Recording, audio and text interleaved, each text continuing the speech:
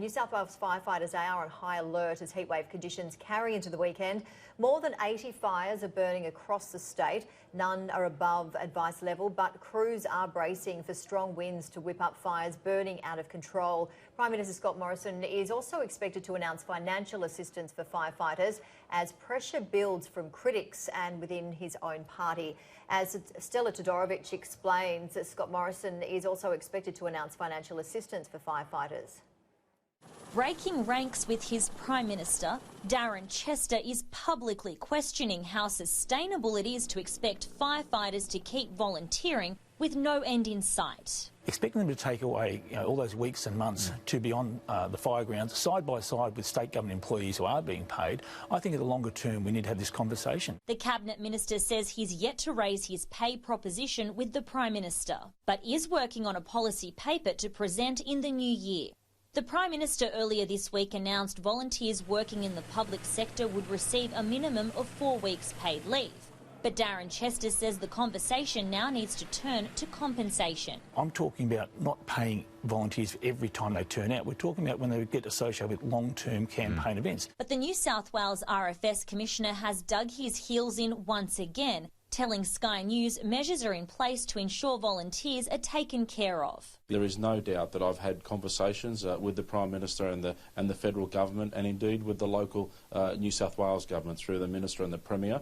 We've made some suggestions on how best to ensure that volunteers are not adversely affected as a result of their generosity and their contribution. The overwhelming message from volunteers, even those I caught up with on Christmas Day and over this period, is that they don't want to be paid to be volunteers. Anthony Albanese toured bushfire-affected areas of the south coast near Nowra, once again continuing his compensation campaign. There's a range of measures could be done. There's consideration of tax arrangements. There's consideration of one-off payments. Leave arrangements could be made. And seizing on Darren Chester's intervention. He says it's not the government's policy, it's his own view after talking to people in the community. Following internal and external pressure, it looks like the government is preparing to move on the issue.